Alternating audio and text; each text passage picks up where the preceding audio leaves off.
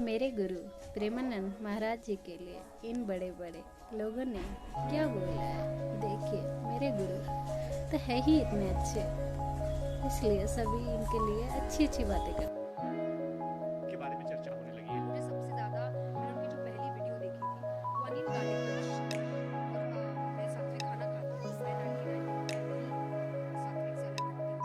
पर ना हमेशा मैंने देखा कि लोग जिस तरीके से अनिल कालीगंज ऐसा है वैसा है बोलने लगते हैं, उन्होंने इतना सिंपल तरीके से हमारा वैराग्य का जीवन जीते हैं, भक्ति का जीवन जीते हैं, हमें एक व्यक्ति को हमें शांत रहना, हमें मेडिटेट करना, तप करना, हमें इस तरीके का भोजन खाना पड़ता है, हमें वही खाना पड़ता है। तुम अगर ऐसी फील्ड में और तुमको ये चीजें चाहिए तो तुमको भी करना चाहिए।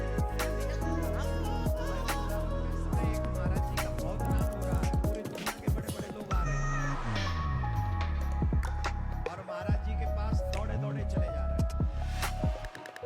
हम नाम तो नहीं लेना चाहते क्योंकि वो अपने भजन में लगे हैं, और आप सब जानते हैं श्री प्रेमानंद बाबा। लेकिन जानते हो, मैं 2 बार गया हूँ प्रेमानंद बाबा जी के पास, बहुत अच्छे सत्संग लेते हैं। और जब मैं जाता हूँ तो ब्रजवासी में निष्ठा कैसी होनी चाहिए साधु की, वो मैं उनमें देखता हूँ। वो जानते उस बात को। हम तो पापी हैं, अधम हैं, तुच्छ हैं, कोई बल नहीं। अब वो महाराज प्रेमानंद जी महाराज तो बहुत भजनानंदी एक महात्मा है जो बहुत बढ़िया से सत्संग कर रहे हैं, पूज्य श्री प्रेमानंद जी महाराज। हमने उनके बारे में सुना कि सुबह 3 बजे से सत्संग करते हैं, और लोग सोचते हैं कि 3 बजे तो वहां कौन जाएगा, पर सुनने वाले ऐसे प्रेमी है महाराज, 3 बजे वहां बैठने की जगह नहीं रहती, इतने सुनने वाले वहां पहुंच जाते हैं। बाबा प्रेमानंद महाराज, वो जो तुम बाबा देख रहे हो वो बाबा तो जा चुका है तब का।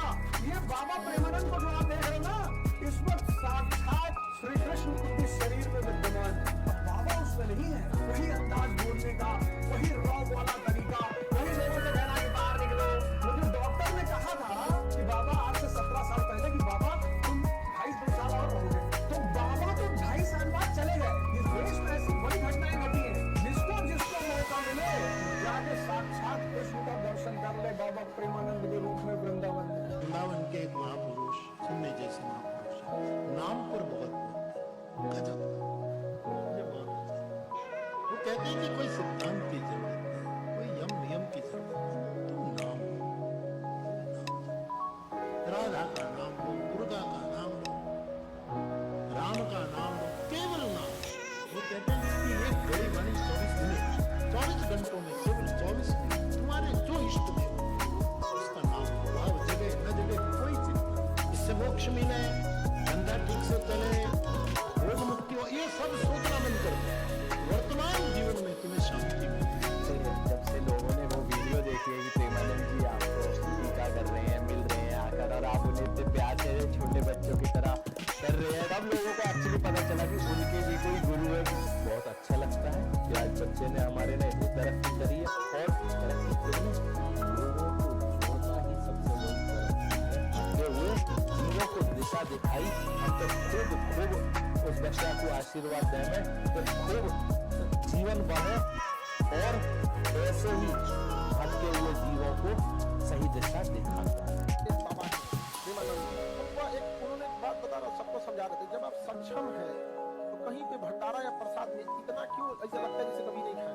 उनका समझाना गलत नहीं, 5 दिन के 1 दिन हुआ के खा जाओ, तो किसके लिए आप बताओ, असहाय लोग के लिए। आप वृंदावन के एक अद्भुत संत हैं श्री प्रेमानंद बाबा, उनकी किडनी दोनों खराब हो गई, तो लोगों ने कहा कि आप ये निकलवा कर दूसरी डाल लो।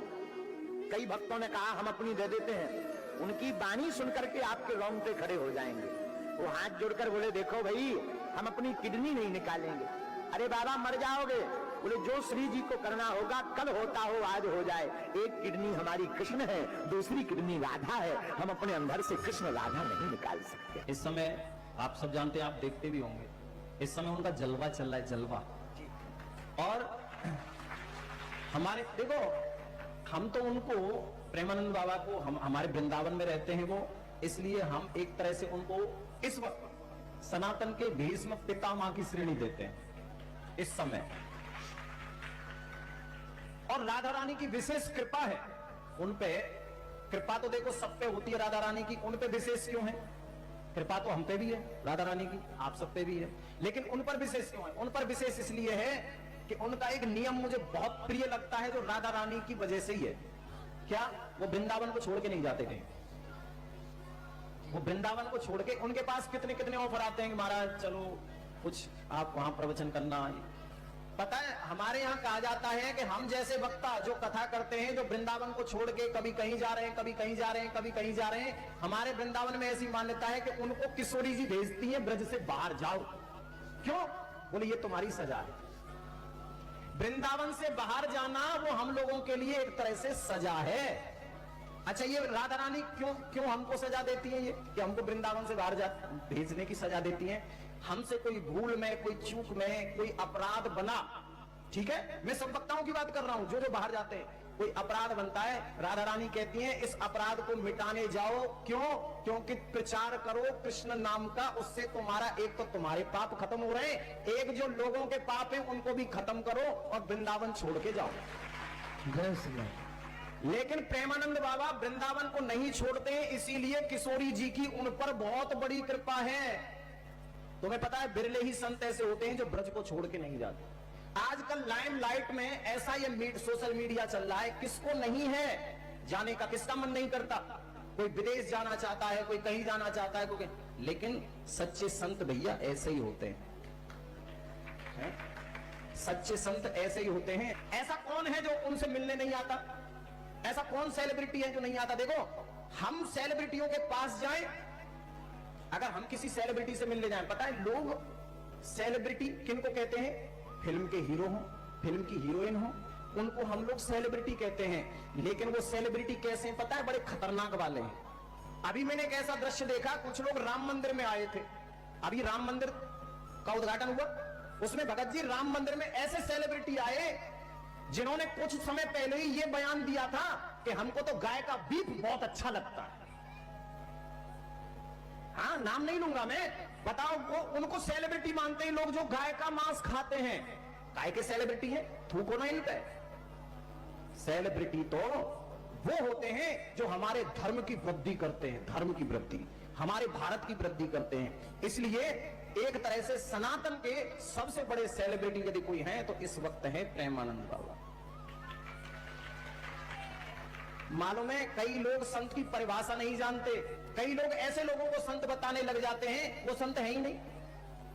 कितने लोगों को तो मैं ऐसा जानता हूं जिनको लोग संत तो कहते हैं, लेकिन सिर्फ संत के नाम पे वो कर क्या रहे हैं? अपने बच्चों को आगे बढ़ा रहे हैं। देखो संत वो है, न तो वो परिवार में फंसता है ना वो माया में फंसता है। ध्यान रखना, जो परिवार में फंसा है, मेरा बेटा, मेरी बेटी, मेरा परिवार, वो जीवन में कभी संत हो ही नहीं सकता।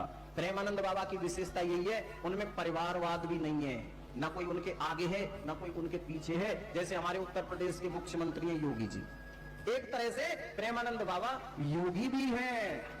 और उनकी एक और विशेषता है भगत जी, वो फालतू के फॉलोवर बढ़ाने के चक्कर में फालतू के प्रवचन कभी नहीं देते। बहुत से लोग फॉलोवर बढ़ाने के चक्कर में जाने क्या क्या करते हैं, कैसी कैसी चीजें डालते हैं, लेकिन वो सिर्फ राधा नाम, वृंदावन की महिमा, ब्रजवासियों की महिमा। कोई ब्रजवासी आज उनके पास चला जाए, उठ के साष्टांग चरणों में लेट जाते हैं वो, ये उनकी विशेषता है। क्यों? क्योंकि वो मानते हैं ऐसा कि ब्रजवासी साक्षात कृष्ण का ही रूप होता है। ये उनकी विशेषता, और उन जैसी विशेषता शायद बिरलों में ही मिलती है। इसलिए प्रेमानंद बाबा को हम सब एक बार प्रणाम करते हैं, जिन्होंने आज राधा नाम को, वृंदावन धाम के नाम को, ब्रज के नाम को आज सितारों से भी ऊंचा कर दिया है। पता है कितनी भीड़ तो उनकी वजह से वृंदावन में आ रही है, कितनी भीड़। और ये चमत्कार ही है जो आप किडनी वाली बात कर रहे हैं ना, ये वास्तव में चमत्कार है। कोई बिना किडनी के इतने दिन तक जिंदा नहीं रह सकता। लेकिन मैंने आपसे कहा ना, विश्वास सबसे बड़ी चीज है। मैं आपसे आज यही मांगता हूं, कुछ करना या मत करना, भगवान में विश्वास जरूर करना, भगवान पे कभी शंका ना करना। भगवान पे विश्वास करोगे तो सब कुछ मिलेगा। वो एक मुझे लाइन याद आ गई, शंका का रावण लंका के रावण से भी ज्यादा भयानक है। शंका का जो रावण है ना, वो लंका के रावण से भी भयानक होता है, जो हमारी समझदारी का अपहरण, हमारी आंखों के सामने करता है। रावण ने तो सीता का हरण किया था माता का, उस वक्त किया था जब भगवान नहीं थे, लेकिन ये जो शंका का रावण है ये तो हमारी आंखों के सामने हमारी समझदारी का हरण कर लेता है, अपहरण कर लेता है। इसलिए समय समय पर सत्संग के द्वारा, भगवान के भजन के द्वारा इस शंका के रावण को मिटाते रहो। अच्छा, मैंने आज विचार किया, एक चिंतन आज हमने किया।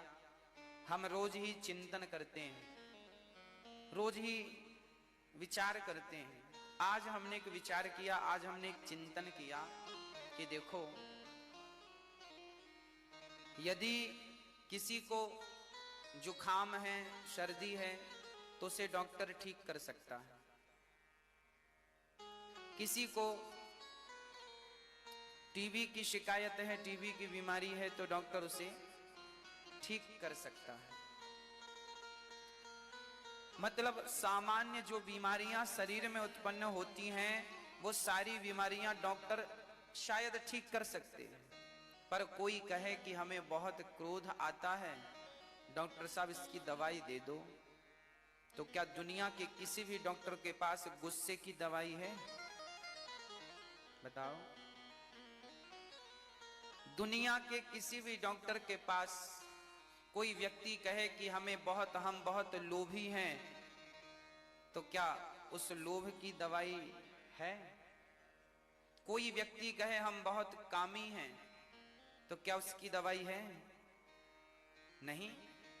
संसार में सारी बीमारियों का इलाज डॉक्टरों के पास है, पर काम का, क्रोध का, लोभ का, अहंकार का, कोई कहे हमें बड़ा अहंकार है, इसका कोई इलाज डॉक्टर साहब करो, कोई इलाज नहीं। सच कहें तो दुनिया के डॉक्टर तो सामान्य बीमारियों का इलाज करते हैं, पर भागवत तो वो डॉक्टर है जो आपके काम, क्रोध, लोभ का इलाज करके आपको सदा सदा के लिए इस बीमारी से मुक्त कर देती है।